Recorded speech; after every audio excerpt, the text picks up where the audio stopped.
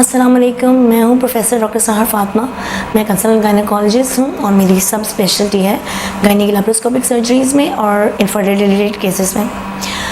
आज हम जिस चीज़ के बारे में बात कर रहे हैं वो थायराइड प्रॉब्लम है। फीमेल में बहुत कॉमन होती है थायराइड प्रॉब्लम। और आज हम बेसिकली ये बात करेंगे कि वो कौन से खाने हैं जो आपको नहीं लेने चाहिए अगर आपको हाइपोथायराइडिज्म है, या वो कौन से खाने हैं जो बेसिकली आपके थायराइड हार्मोन को ख़राब कर रहे होते हैं और आप डेली बहुत ज़्यादा यूज़ कर रही होती हैं, उनको अवॉइड करना चाहिए। और ये हमें पता ही नहीं तो क्या अवॉइड करना है। तो आज डिस्कशन बेसिकली हम इस बारे में कहेंगे।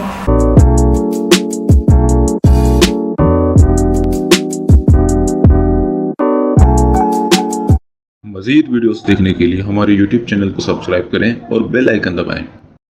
डॉक्टर से मुआयने के लिए दिए गए नंबर्स पर रब्ता करके अपॉइंटमेंट लें और क्लिनिक पर तशरीफ़ लाएं, या फिर घर बैठे ऑडियो वीडियो कंसल्टेशन के जरिए मशवरे के लिए दिए गए नंबर्स पर रब्ता करें। पुरानी कहावत है फूड इज़ मेडिसिन, यानी आपकी मेडिसिन आपकी बेसिकली फूड है। लेकिन अगर आप कोई गलत फूड ले रहे हो तो वो आपके लिए बीमारी की वजह भी बन सकता है।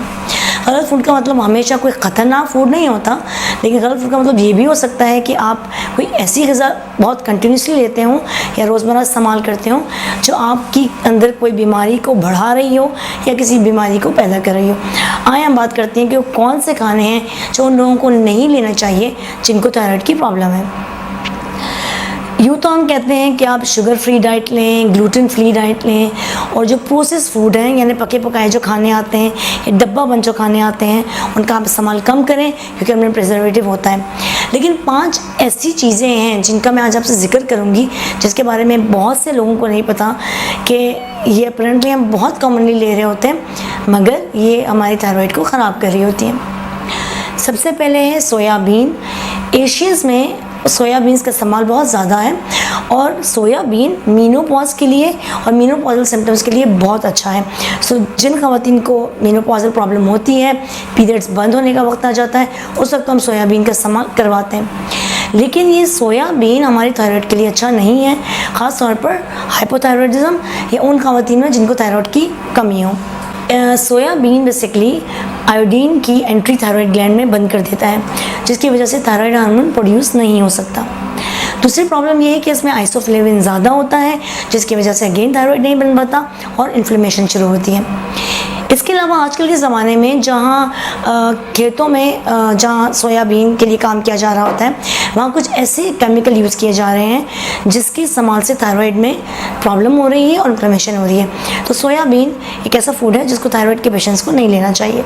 सेकेंड फूड है कॉर्न, भुट्टा। ये बात सबको हैरान कर देगी क्योंकि भुट्टा तो सबका बड़ा फेवरेट होता है, स्नैक्स के तौर पर यूज़ होता है। और जो लोग वज़न कम करना चाहते हैं वो तो बड़े शौक से स्वीट कॉर्न खा रहे होते हैं। बहुत दफ़ा लोग अपना मील स्किप करके सिर्फ भुट्टा खाते हैं वज़न कम करने के लिए। लेकिन आज आपको बताऊंगी कि भुट्टा क्यों अच्छा नहीं होता थायराइड के मरीज़ों के लिए। कौन भुट्टा कर क्या रहा होता है, बेसिकली बॉडी में इन्फ्लेमेशन को मज़ीद बढ़ाता है, क्योंकि अब जो भुट्टा या कॉर्न आपको मिल रहा होता है वो कॉर्न नहीं है जो इंसान ने अपने शुरू की ज़िंदगी में उसको प्रोड्यूस किया।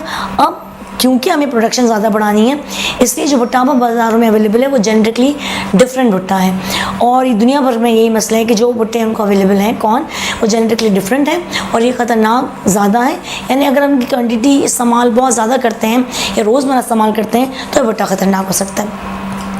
भुट्टा बॉडी में इन्फ्लेमेशन कर देता है और हमें पता है कि इन्फ्लेमेशन ही असल थायराइड की प्रॉब्लम है, जिसकी वजह से थायराइड की प्रॉब्लम बहुत ज़्यादा बढ़ने लगती है। तो अगर आपको हाइपोथायराइडिज्म है तो भुट्टे का इस्तेमाल कम करें। तीसरी चीज़ है हाई सॉल्ट इनटेक। आप मरीज़ से कहें आप सालन में नमक ज़्यादा लेती हैं तो कहती हैं नहीं हम तो नमक बहुत कम लेते हैं, मगर शायद आपको पता नहीं कि आप इनडायरेक्टली भी बहुत सी जगहों से नमक ज़्यादा ले रहे हैं। जैसे अगर आपने स्नैक्स ले लिए, चिप्स ले लिए, अचार खा लिया, हमारा कॉन्सेप्ट ये होता है कि इनमें हमने सालन में नमक नहीं डाला, लेकिन जो नमक आप इन सब चीज़ों में इस्तेमाल कर रहे होते हैं इनको प्रिजर्व करने के लिए या डब्बे बंद खाने को प्रिजर्व करने के लिए, या बहुत दफ़ा हम प्री कुक्ड फूड लेकर आ रहे होते हैं उनको प्रिजर्व करने के लिए नमक का इस्तेमाल किया जाता है। और ये नमक बहुत ख़तरनाक है। नमक तब भी बहुत ज़्यादा ख़तरनाक हो जाता है जब आप उसको पकाने के बाद ऊपर से ऐड करते हैं। तो अगर आपको नमक कम लेना है तो आप सालन में हस्बे ज़रूरत पकाते वक्त सालन में नमक डाल लें, मगर बाद में ऊपर से नमक नहीं डालें क्योंकि वो नमक ज़्यादा ख़तरनाक होता है। अब सवाल ये पैदा होता है कि नमक लेने से थायराइड को क्या ताल्लुक़ है। ज़्यादा सॉल्ट यानी ज़्यादा नमक का इस्तेमाल करने से बॉडी में एक हार्मोन की प्रोडक्शन ज़्यादा हो जाती है जिसका नाम है कॉर्टिसोल। ये कॉर्टिसोल हार्मोन बॉडी में एक तो थायराइड की प्रोडक्शन को कम कर देता है, दूसरा थायराइड को जहाँ सेल्स में काम करना होता है वहाँ उसको एंटर नहीं होने देता, इसको सेल में जहाँ से काम करना है वहाँ काम नहीं करने देता। तो दो प्रॉब्लम्स करता है, एक तो थायराइड हार्मोन को प्रोड्यूस नहीं होने देता, दूसरी बात है थायराइड हार्मोन को अपनी जगह पे काम भी नहीं करने देता, जिसकी वजह से हाइपोथायराइडिज्म के सिम्टम लोगों में आने लगते हैं। चौथी चीज़ है कैफ़ीन यानी कॉफ़ी। अगेन कैफ़ीन का इस्तेमाल बहुत ज़्यादा है इन लोगों में जो वेट कम कर रहे होते हैं, वो कुछ खा पी नहीं रहे होते और कॉफ़ी का इंटेक बहुत ज़्यादा कर रहे होते हैं, लेकिन हमें नहीं पता कि कॉफ़ी भी हमारी बॉडी के लिए ख़तरनाक है। कैफ़ीन ना सिर्फ कॉफ़ी में है बल्कि इसके अलावा चाय में और एनर्जी ड्रिंक में भी है।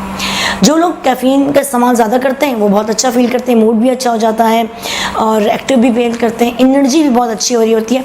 वक्ती तौर पर ऐसा होता है कि कैफ़ीन बेसिकली आपके अंदर एनर्जी प्रमोट करता है, आपकी नींद भगाने के लिए इस्तेमाल होता है, बॉडी एक्टिव फील कर रही होती है, मगर इसके साइड इफ़ेक्ट्स बहुत ज़्यादा हैं, ख़ासतौर पर उन लोगों में जो कंटिन्यूसली कॉफ़ी का इस्तेमाल बहुत ज़्यादा करते हों और उनको हाइपोथायराइडिज्म हो। कैफ़ीन बेसिकली पिट्यूटरी ग्लैंड को असरअंदाज करता है। पिट्यूटरी हार्मोन बॉडी का मास्टर ग्लैंड है। ये एक ऐसा ग्लैंड है या एक ऐसा हार्मोन है पिट्यूटरी जिसकी वजह से बॉडी के सारे हार्मोन कहीं ना कहीं प्रोडक्शन में रिलेटेड हैं। तो अगर पिट्यूटरी का हार्मोन ख़राब हो जाए तो ऑटोमेटिकली आपके सारे हार्मोन्स ख़राब हो जाते हैं। FSH, LH, थायराइड, प्रोलैक्टिन, आपकी नींद की cycle, everything will be disturb अगर आपका पिट्यूटरी हार्मोन ख़राब हो। तो caffeine basically hypothalamus pituitary adrenal axis पे काम करता है, इसको डिस्टर्ब करता है, पिट्यूटरी हार्मोन प्रोड्यूस नहीं होता और इसकी वजह से ऑटोमेटिकली सारे अलग हार्मोन ख़राब हो जाते हैं। इसलिए आपने देखा होगा कि थायराइड के मरीज़ों को मेंसेस में भी बहुत प्रॉब्लम होती है, मेंसेस इरेगुलर हो रहे होते हैं या ज़्यादा आ रहे होते हैं क्योंकि FSH, LH हार्मोन अफेक्टेड हो रहा होता है। इसीलिए कैफ़ीन का इस्तेमाल यूजुअली एक मिसकॉन्सेप्ट है कि आप वेट कम करने के लिए लें, लेकिन कैफ़ीन को एक लिमिट से ज़्यादा नहीं लेना चाहिए। दूसरा, अगर आप वज़न कम करने के लिए कैफ़ीन का इस्तेमाल कर रहे हैं, ब्लैक कॉफ़ी या ब्लैक टी लेते हैं तो उसमें लेमन का इस्तेमाल करें।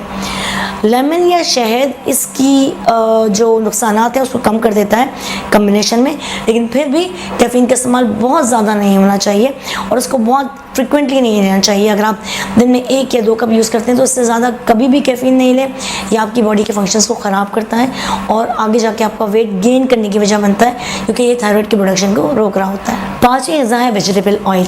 बहुत दफ़ा लोगों को ये कॉन्सेप्ट होता है कि वेजिटेबल ऑयल बहुत अच्छा है। आज मैं आपको बताऊँगी बहुत से वेजिटेबल्स ऑयल अच्छे नहीं हैं। इनमें ओमेगा 6 बहुत ज़्यादा होता है, शायद इस लिहाज से तो ये अच्छे हैं, लेकिन इनके अंदर पॉलीअनसैचुरेटेड फैट्स बहुत ज़्यादा होते हैं। ये पॉलीअनसैचुरेटेड फैट बॉडी में इन्फ्लेमेशन की वजह बनते हैं। ये पॉलीअनसैचुरेटेड फैट बॉडी में थायराइड को प्रोड्यूस नहीं होने देते। ना सिर्फ थायराइड प्रोड्यूस नहीं होता बल्कि अपने नॉर्मल फंक्शन भी नहीं कर सकता, जिसकी वजह से हाइपोथायराइडिज्म हो जाता है।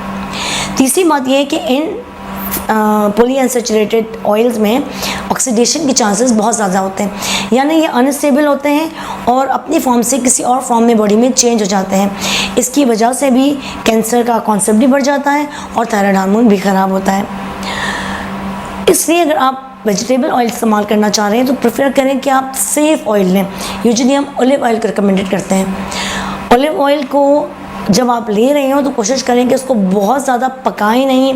अगर आप खाने के ऊपर से इसको स्प्रिंकल करते हैं तो वेजिटेबल तो ऑलिव ऑयल बहुत अच्छा है।